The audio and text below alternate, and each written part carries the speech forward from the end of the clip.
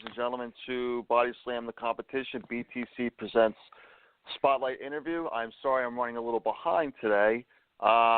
We have with us today Matt Sigmon, one half of the Heat Seekers, making tag team wrestling great again. Matt, how are you, sir? Doing good, man. How are you? It is just one of those days when everything wants to fall apart. I hear you. I think we all have those not from one time to thing, time. it's another. Yeah. I'm sorry, what was that?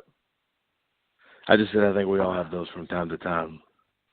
Yeah, if I'm not understanding, we had to move things because of things going on in your life as well today. So it's one of those unstoppable events.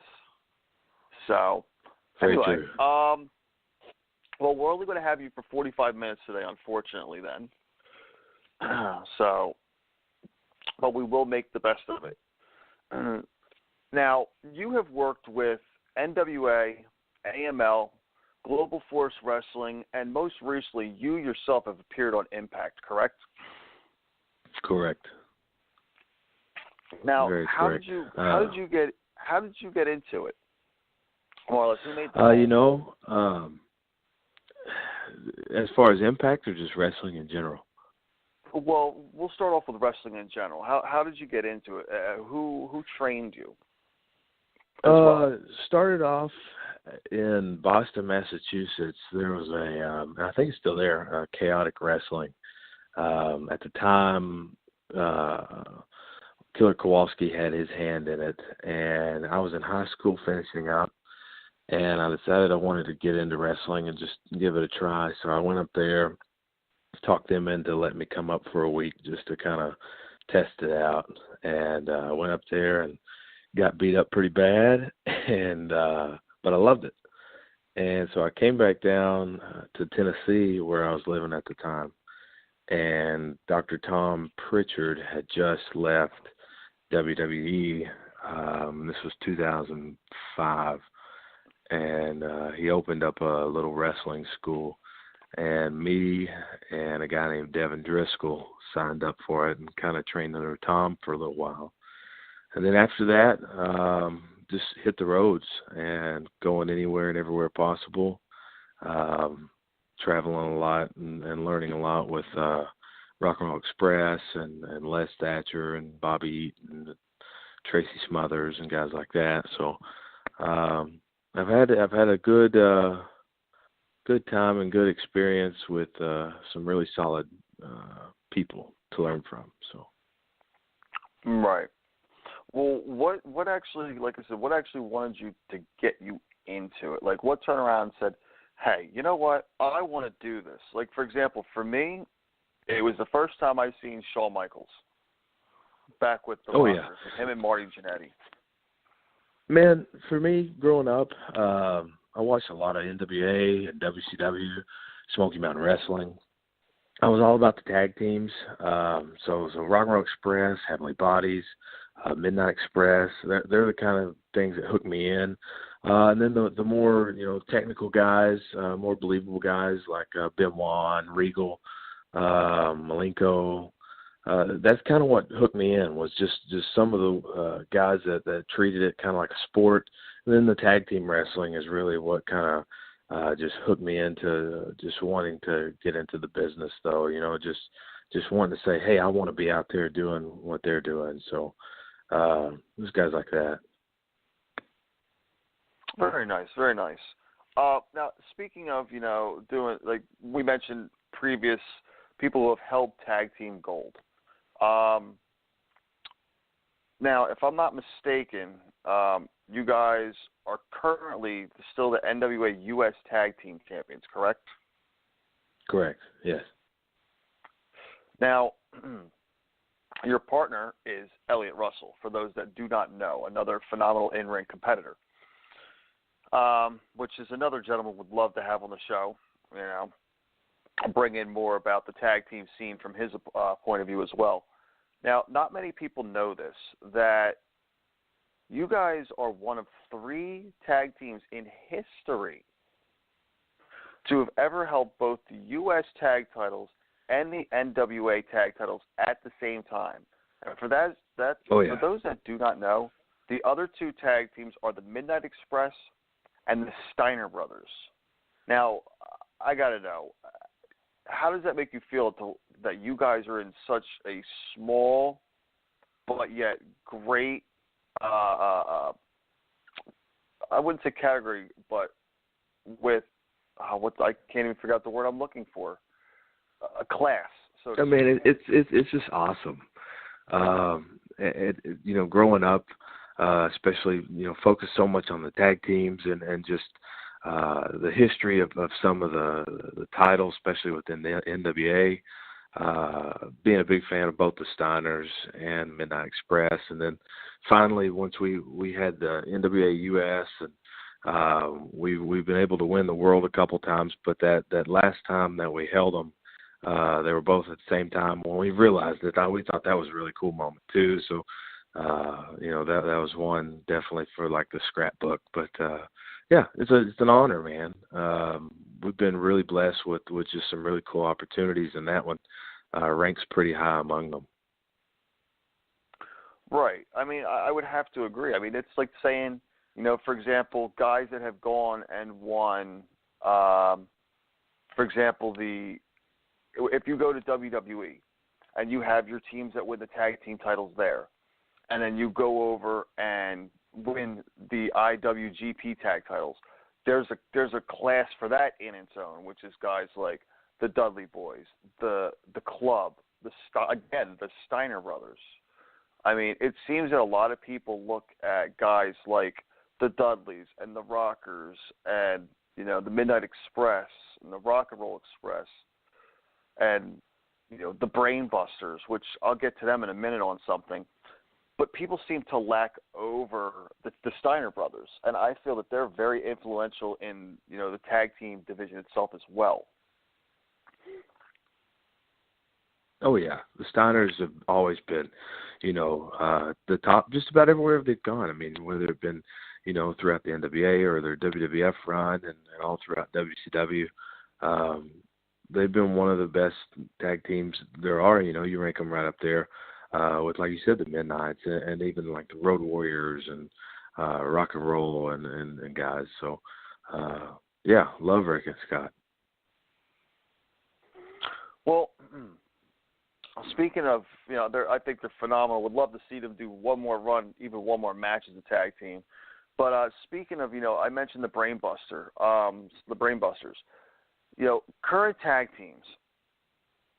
If you guys could end up facing any current tag teams today that are on the main stage in terms of either New Japan, Ring of Honor, Impact, WWE, and I even count NXT as its own brand, so to speak. Who are some guys that you guys would love to go against? Because I can think of two teams off the top of my head that I would just love to see you guys go toe-to-toe with, and that is DIY and the Revival. Those are the two teams I was actually going to mention. The Revival are really solid, old-school tag team, do really good work, kind of aimed at the same kind of idea of how things should be like we do. And DIY, they're phenomenal too. Tommaso Ciampa is just awesome in the ring. I've been able to be in the ring with him a couple of times over the years. I think those two would be solid teams. Even teams that we, kind of would mesh a little differently with, like with the Young Bucks or something. We haven't been able to work with them yet. I still would like to get in the ring with Red Dragon and a few teams like that. So anybody and everybody, we're always looking to open new doors of opportunity and get to work with teams that we've never been able to do anything with and create some cool moments and magic, man. Now that's what I could definitely respect. Now you mentioned opening the doors for opportunity. I mentioned at the beginning of the show about you making an appearance in Impact. Now, what brought that about? Who made the call? Why wasn't it you? Why was it just you and not you and Elliot? Why were you brought in as a singles guy for a match as opposed to a tag match?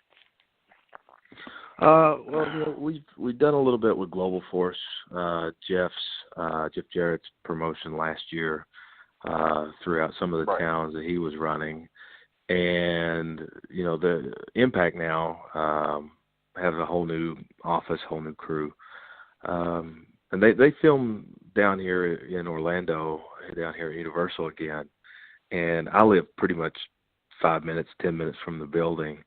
So that opportunity was kind of just last minute, popped up, and just to come in and kind of get a little work and some foot in the door with Impact there, and all went well. And hopefully it opens some more doors.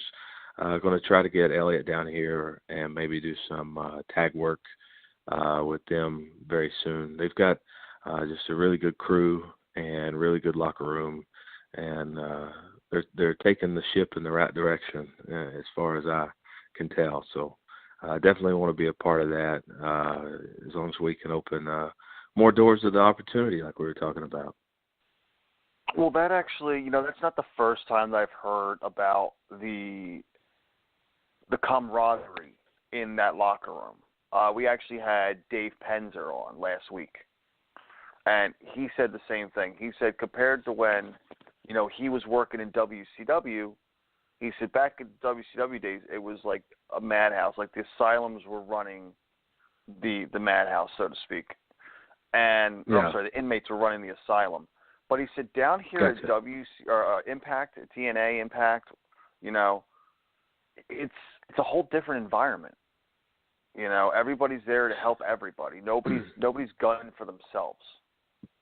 Yeah, I mean, I can't tell you how it was months ago or years ago or whatever, but just from hanging out down there the other day, everybody is working as a team and working hard to put out, a good quality product. And that goes from the office personnel that was hanging out to the boys in the locker room. Very good environment, and there's some very good talent down there. And I think they have the formula to success pretty much in their hand right now. Well, speaking of the formula to success, there was supposed to be more. I know that they're more or less combining Global Force with Impact because Jeff is now running both of them. He's just trying to combine it into one. What are your thoughts as to why Global Force never really jumped off the map? I think that Jeff was running some very solid shows independently. I think he had some stuff in the works to get, bigger exposure in television. And then this opportunity with Impact, opened up and to where he could, kind of combine the two and develop it from there. So I think it was just not given enough time. I mean, a lot of resources were going into it, connections. I know Jeff was working really hard on connections being made, and a lot of that right now is paying off for Impact for what I know he was working with for Global Force. So I think it was just a timing thing. I think if the Impact thing wouldn't have happened, Jeff would be doing the same thing he's doing today, but just strictly on the Global Force brand, and kind of trying to keep building it. But right now, Impact is the main ship, so that's where all the thoughts and resources are going, and I think that'll pay off too. Oh, sorry, you caught me in the middle of taking a sip. I think that, hey man, it happens.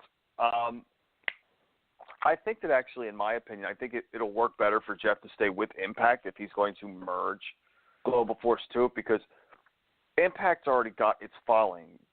Starting all the way back when it was total nonstop action to TNA to Impact. So him migrating, his roster over probably isn't a bad idea because he's already running both of them. So a merger, in my opinion, isn't a bad thing. Especially if he's going to be the head honcho in charge.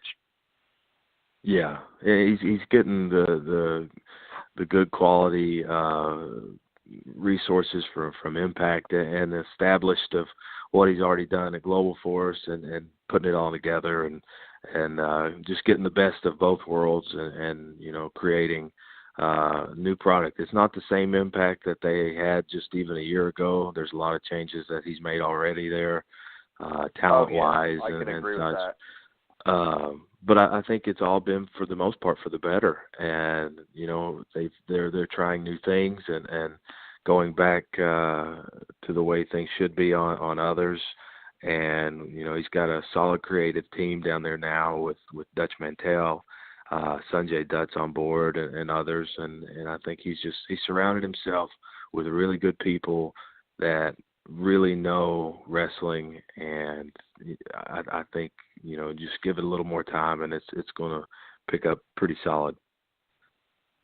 Well, I think with all of that, I know once, and I can't necessarily fault her or the other names I'm going to mention, but when Jeff was solely running things, Jeff has that knowledge because he wrestled for years. On top of it, he came from a wrestling family. His father helped run Memphis Wrestling. So it was more or less in his blood. And then you have, the whole Hulk Hogan and Eric Bischoff and Vince Russo regime come in.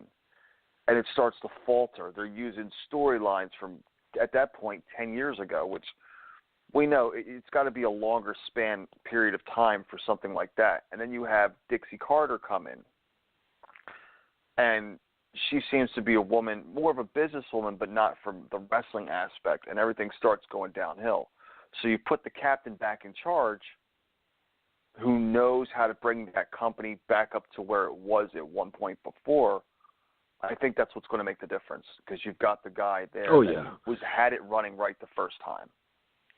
And Jeff, he's already opened some doors for them. He's got Impact back on Spike TV over in England, and they're getting ready to do an Impact tour over in India for some TV and things. And he's opened the door on a lot of these new channels and outlets to air it across, tons of countries now. And I know he's working on more, and he's building up these relationships with companies over in Japan and down in Mexico and kind of all over to where he can, dip into some more talent and things and even promotional side of stuff. So he knows what he's doing. He's really smart with business. He's really smart with getting people talking, especially on social media. So I, just let him keep doing what he's doing and they'll be fine. Well, speaking of, dipping their hands into other things, you came in, your goal was to be a tag team wrestler, if I'm not mistaken, correct? Yeah, correct. Now, it's always been, kind of a focus. Right. Well, if the opportunity came along and you said, Matt, we want to take you and we want to give you a singles run. We want to put a singles title on you. Do you jump on that opportunity, or do you say, look, I appreciate the offer, but my main goal is to, like your guy's saying, is make tag team wrestling great again. Put it back on the map where it once was. It's a scenario-based question. Like, you never say never. I mean, if the right opportunity presented itself, if the right money came up, of course I'd have to jump on something that turned down. But I'll argue it. My main focus right now, and for the foreseeable future, no matter what happens really, is to push the Heat Seekers tag team. I've been doing it 3 years. It's working out tremendously so far. And so the goal right now is just to keep pushing it and get it as far as possible. But you never know. The wrestling business is crazy. You can never truly make plans forever because it always changes. So, if an opportunity came up and said, here's a good bit of money. We need you to do the singles run or whatever. I'd think about it. I'd probably fight back with them on it and argue about it. But if it's too good of an opportunity to pass up it, you got to do what you got to do. But I don't see that happening. I think everything's been going pretty solid in our favor, thankfully, the past little bit. And we've got a lot of cool opportunities lined up already into next year. So bookings are doing fantastic, and we're very blessed on that kind of thing. So. Well, I mean, right. I mean, it's something you want to concentrate on, but we can all agree, even the greatest of tag teams at one point did something singles for a little bit. You look at guys like the Brainbusters. Yeah. You look at the Bulldogs, the Hart Foundation, the Hardys, Rock and Roll, everybody, yeah. Everybody. There are some guys that didn't, like the Nasty Boys or the Legion of Doom. There are certain ones that never did, but then there are certain ones that did, and then there are ones that did that it was a great decision, but then there are ones that didn't, that it really didn't make an impact. Guys like and specifically, I think, in my opinion, as we mentioned them before, you have the Steiner brothers, one of the greatest tag teams in history, but when they split and they did their singles run, it really wasn't that good. I mean, that's my opinion.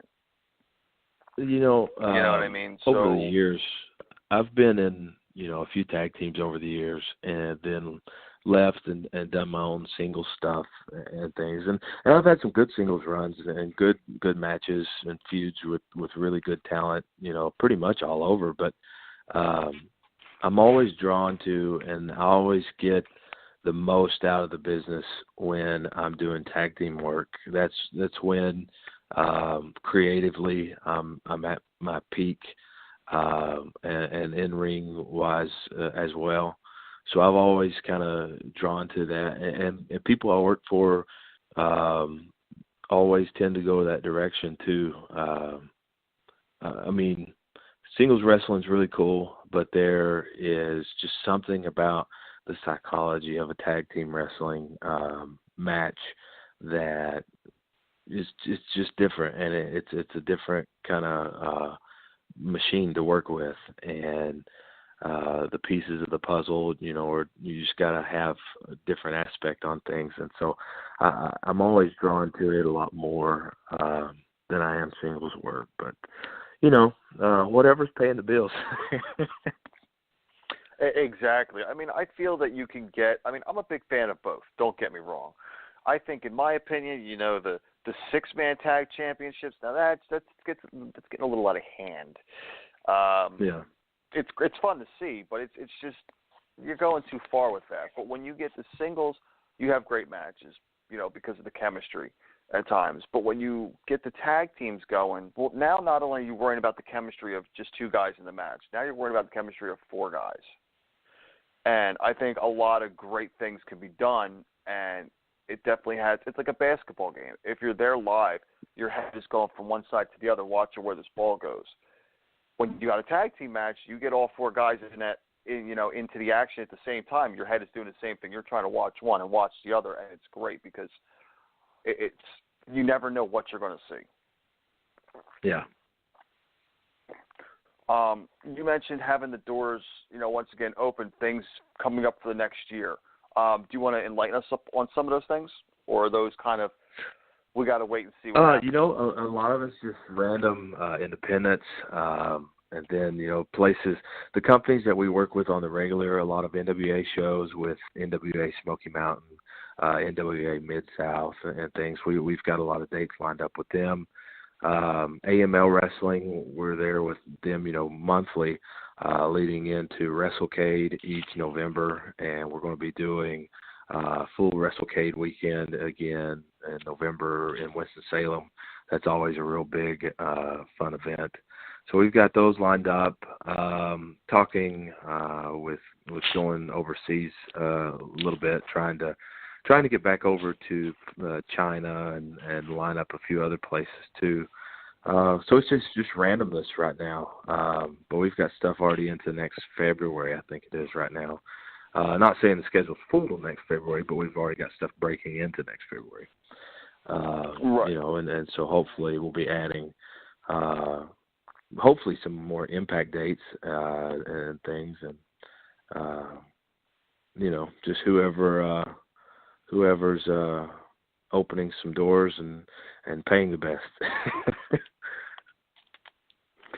Well, that you mentioned upcoming shows. From my understanding, you guys have a show this week, as a matter of fact, correct? Oh yeah. This weekend on Saturday we'll be at NWA Smoky Mountain for one of their big events where we're wrestling the Ugly Ducklings, another up and coming tag team. The Ugly Ducklings. I actually have Rob Killjoy on the show, not next Wednesday, but the following Wednesday. He'll just quack the whole time, just over and over. I don't think he even knows really how to talk. Oh, we love the heat here. We love it. I think that'll be a phenomenal match because there are two tag teams in a division that I feel, are being spoken highly about. That is you guys, the Heat Seekers, and that is Rob with the Ugly Ducklings. They're two tag teams that are highly, like I said, being spoken about nowadays. You guys, for your style of the 80s chemistry, so to speak, taking it back to that aspect, and then you have everybody says that the Ugly Ducklings are like the second coming of the Young Bucks or the third coming of the Hardy Boys. So I think I tell you, the Young Bucks are phenomenal. Just awesome. Yeah, the Young Bucks are awesome. The Ducklings are fantastic to work with. They have a crazy different kind of style. They know how to draw attention, and we mix very well. Because like you said, we do have the old school kind of almost 80s heel vibe, and they're a little bit more modern, up to speed, high flying, not quite lucha-ish, but almost there. And so we have to step up our game just a little bit, and then we bring them down to our level just a tad. We meet in the middle. We've been able to have some really solid matches with each other, and they're a very good challenge for us in the ring and creatively too. And we've been able to really pull off some good stuff throughout Tennessee and the Carolinas and West Virginia, where we've had a lot of matches with them here lately. And it seems that these promoters they see these matches we were having with the Ducks, and so we're getting married to the Ducks on the road pretty much everywhere we go. It seems here lately. So, but always a good time with them, and looking forward to Saturday too. I've got a nice black eye right now from Rob Killjoy, actually, from a couple weeks ago. So I think I owe him a receipt or two. Oh, smack his bill around. It'll be great. just walk over to him, flick him right in the bill, and be like, that's what you get. Why don't you let everybody know, before we continue, let everybody know how they can get tickets and where they can go to actually see the show and see this match. Yeah, this match will be this weekend in Kingsport, Tennessee at the Civic Auditorium. Now, this is for NWA Smoky Mountain, so it's one of the NWA as a whole has several offshoot companies that make up the whole NWA, and this is one of the best, if not the best. And you can go to NWASmokyMountain.com. So it's NWASmokyMTN.com for all info on tickets and upcoming events and stuff. And Tony Givens is the promoter of this, and he really works hard and understands the wrestling business and treats his company like a business, and he really puts out good quality events all year long. So even ones we're not on. So definitely check it out and check out his group, because he's got just such a solid mindset for the wrestling business, and it always pays off at each event. So awesome. I'll tell you what, if I lived closer to it, I would definitely attend. But we gotta get some of these great tag team matches in you guys up in the tri-state area, man. up by like New Jersey and Oh, yeah. Philadelphia. I'd love to get up there. We got CZW up here, and we got the Ring of Honor up here, and but we don't get enough independent shows around. The new version of the Heavenly Bodies are up kind of from the Northeast, and we're dying to have some matches with them. Hopefully, maybe we can come up that way and do that. There's a new version of Dr. Tom Pritchard and Gigolo Jimmy Del Rey. Oh yeah, they did Heavenly Bodies deal on a lot of Garrett's Global Force shows with Tom, kind of giving them the blessing, and Cornette managing them at a lot of Jeff's shows. I think last year and year before, but we never crossed paths with them. So trying to get that lined up. That will be phenomenal. If you guys could pull something off up here, I will definitely be keeping in touch with you, because we would love to have you back, you and have Elliot on and everything like that. Maybe get you guys on together at one point. That'd be cool. So I'll definitely have to keep tabs on when you guys will be up here. Now I want to branch off into something a little different. By the way, I'm guessing you're surprised that I remembered the names of the Heavenly Bodies, because not many people do. I'm proud. Hey, I grew up in that era. Well, thank you. You also have your own podcast now called What Makes Me Pop. Yeah, it's called What Pops Me. Or What Pops Me. A lot of wrestlers. Oh, you're good.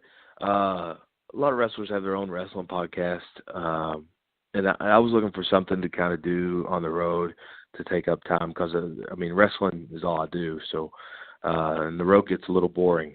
So, instead of just doing a wrestling podcast like everybody else, trying to talk about wrestling, put themselves over each week, I talk about just what pops me. Pop culture related stuff, superhero TV shows and video games, and just interesting movies and things like that. So we do that once a week. It's just like a little side project, and it's turned into some good fun. Well, if you guys are allowed to have guests, like fans call in or whatnot, I for one will definitely love to call in, because I'm a bit of a entertainment nerd myself, so to speak. Oh, that's fantastic. We haven't really done the call-ins yet, guy. But I'd like to have you on. Oh, that would be phenomenal, my friend. Absolutely phenomenal. But speaking of, I'd like to get your opinion on a couple things while we have some time left. We got about 15 minutes left, so I'll take a couple minutes and ask you, in your opinion, hottest video game out right now? Oh God, hottest video game out right now? That is highly debatable. I know a lot of the people who picked up the Nintendo Switch will absolutely swear by the Zelda Breath of the Wild. A lot of people say it's like the best game of the year, best game of all time, better than that the Ocarina of Time back in the day. So you'll see some really hardcore people, swearing by that. As for me, I've been playing a lot of the Mass Effect Andromeda here lately. It got kind of a mixed bag of reactions in terms of reviews and stuff, but I've actually thoroughly enjoyed it. There's some things I wish they were a little better, but I'm giving it a fair shot, so I'm kind of hooked on it right now. Played a lot of the Ghost Recon Wildlands too. That was pretty fun, just for kind of just senseless going around with your buddies and having just crazy adventures, throughout Bolivia or wherever you're at in that game. So those are pretty solid games. I'm really looking forward to what's coming the rest of the year, though, because we got E3 popping up in about a month, and I think there's going to be some really solid games come out from there. So this fall is looking just amazing. I'm actually looking forward to the Friday the 13th game. I'm also looking forward to Borderlands 3, and I'm super stoked because I'm huge in it. I'm a big Destiny nerd. I just wish Bungie would get their crap together and stop with the nonsense with it. I'm waiting for Destiny 2 in September. Now, me, myself, I'm an Xbox guy. I'm a solid 100% Xbox guy. and Destiny 2 is looking solid. I played the first Destiny for a good bit, but it just kind of lost steam. I never did try out some of the DLCs and updates and whatever. But Destiny 2 is going to be really solid because I think they're going to take what they've learned from the first one and really try to expand on the second one this fall. The Borderlands 3. Borderlands is an awesome series, that you can just have a whole lot of fun with, especially with a lot of friends. Just kind of crazy, reckless, shooting. And I think Borderlands 3 should be just amazing. Red Dead Redemption 2 comes out this year, and I think it could potentially be Game of the Year if they give it a chance. Although going up against Zelda is kind of hard. So I'm really looking forward to that. But then, there's all sorts of these other games coming out this fall. You got that new. I'm not a Call of Duty guy, but the Call of Duty World War II will be a real big hit too, I'm sure. That. I feel, in my opinion, that two of the best Call of Duty games that have ever come out was World at War and was Black Ops 2. And Black Ops 2 was the last great Call of Duty game. Once it started going all futuristic, I couldn't do it. The futuristic stuff hurt them. Yeah, it did. Futuristic stuff didn't do them any favors. I like the original Call of Duty, but I've always been a Battlefield guy. Just like the big maps and more kind of a realistic tactical experience over like the fast-paced arcade kind of thing. So I don't know, I think the problem is Battlefield has lost a little bit luster lately with the new one they put out, because there really hasn't been many updates to it. I feel like it might have lost a little bit of luster because it's just the same story over and over again.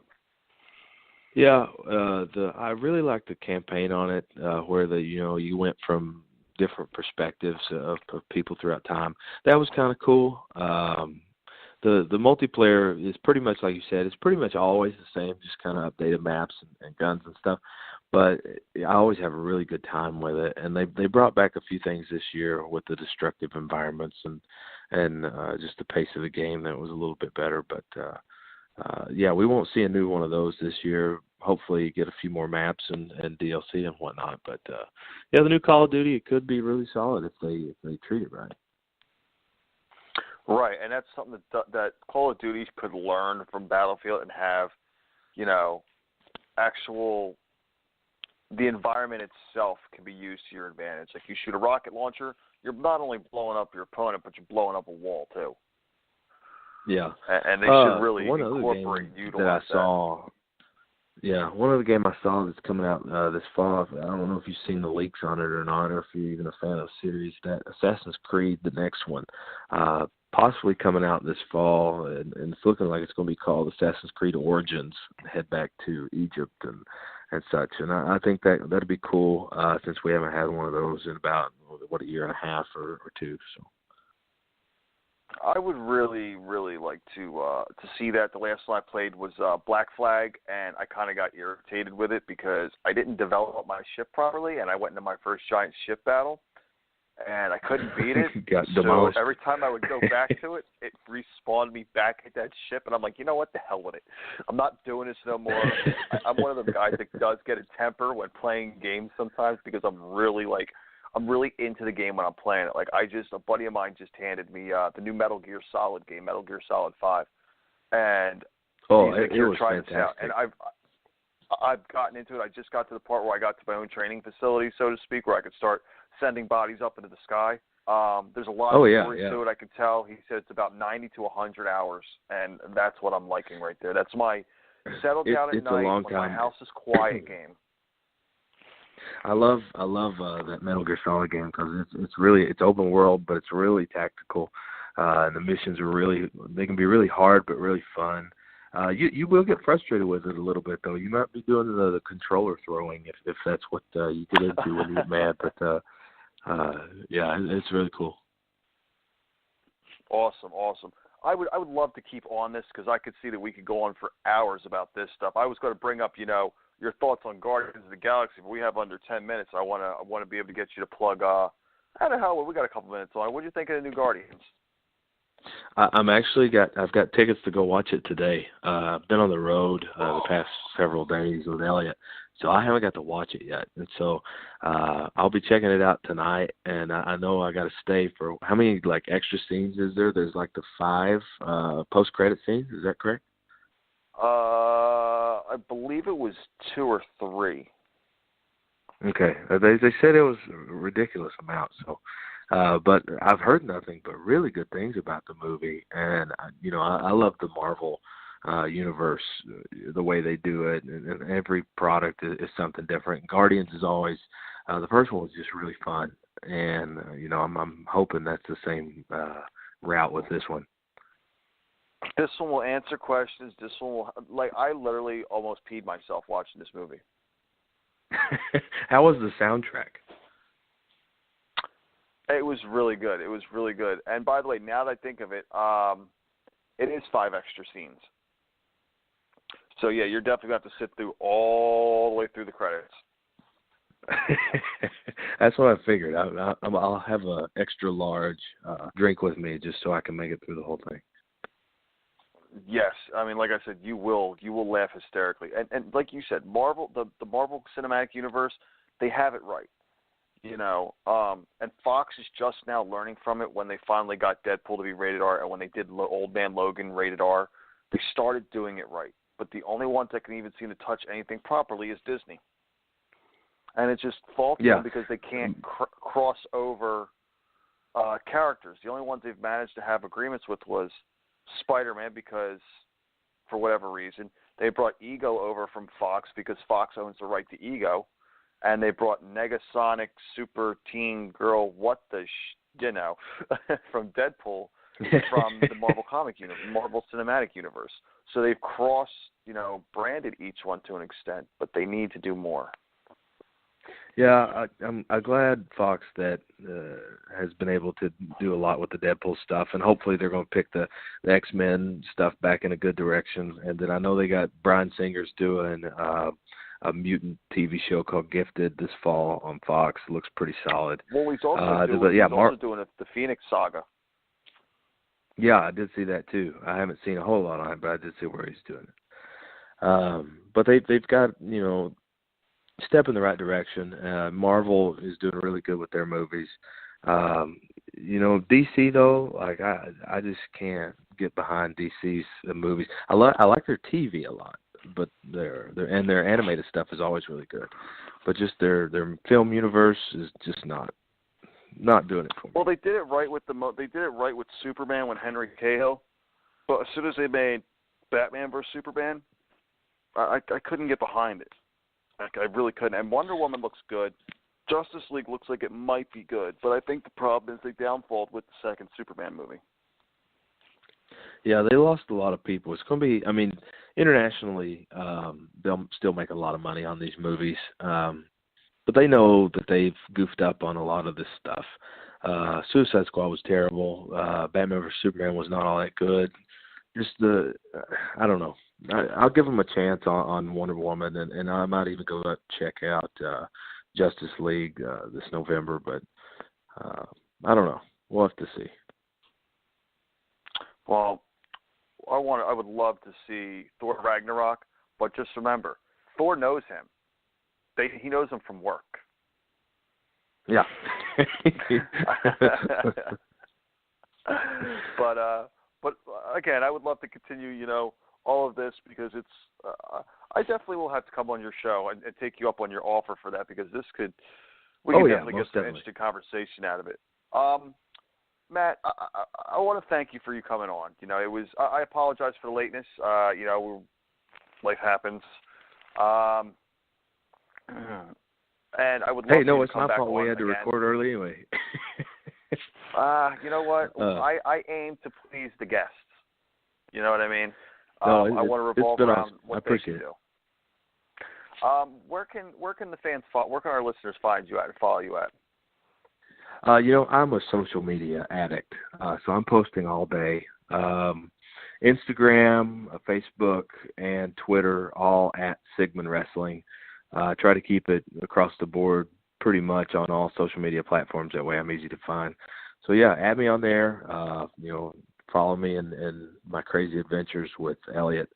I post a lot about our wrestling schedule and where we'll be and what we got coming up. So definitely come check us out on social media and at the shows. We'll be more than glad to see everybody. So. And your podcast, where can they follow that at? Yeah, you can check that out. WhatPopsMe.com has most of the links to all the iTunes and Stitcher and whatnot. But you can also check us out at What Pops Me across most social media. So definitely check that out and give us a follow and subscribe to the show. We always try to have a good bit of fun and talk about what the latest in some of the pop culture stuff with video games and superhero movies and stuff. So definitely give it a check out. Yeah, we definitely gave you guys a little bit of a taste today. And, hey, who knows? You guys might hear me on there. I mean, you never know. And also, you know, if you guys want to pick up some of their merch, because I know I will, where do we go, Matt? ProWrestlingTees.com/HeatSeekers has a few of our shirts. We'll be uploading some more designs here soon. And then, of course, at all the shows, we have merch, each and every one with T-shirts and DVDs and pictures and all the cool odds and ends that you would see from a professional wrestler. So, professional wrestler, yes. Before I let you go, one more question for you. Are you a sports entertainer or are you a professional wrestler? Brother, I am a professional wrestler. Capitalize it if you have to. WRESTLER. Thank you. And on that note, ladies and gentlemen, follow us on Twitter at BodySlamTheComp. You can follow me on Twitter at JetsMan84. You want anybody on the show, send me a tweet. Let me know who you'd like me to get on here. Follow us on YouTube at BodySlamTheCompetition.com. Matt, any chance you could do a little shout-out for us here? Oh, yeah, definitely. Check out Body Slam the Competition, one of the best wrestling-related podcasts out today.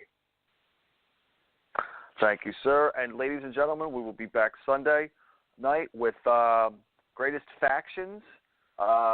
Monday night, we will be back for our Monday Night Raw review. Tuesday, we'll be back for our SmackDown review. And next Wednesday, I will have Bullet Club member Chase Owens. Oh, dear. So that'll be another good one. Oh, dear. Oh, boy. Oh, boy. Yeah. Do I want to know? Chase is my best friend. Oh, well, then I'm going to have to ask him some stories about you and him since I did not know that from the beginning. Oh, yeah. I've traveled with Chase more than just about anybody. But, yeah, that'll be a good interview. Well, I definitely look forward to it, man. And, again, can't wait to have you back, man. Anytime you want to come on, promote anything, by all means, send me a tweet. Let me know. Anytime, you know. If Elliot would like to come on or you guys would like to come on as a tag team, by all means, you are more than welcome. Just I appreciate you having me, man. It's been fun. Anytime. Ladies and gentlemen, that is it for today. This was Matt Sigmon of the Heat Seekers. And don't forget, May 13th, Smoky Mountain Wrestling, them versus the Ugly Ducklings. And for that, ladies and gentlemen, have yourselves a great day.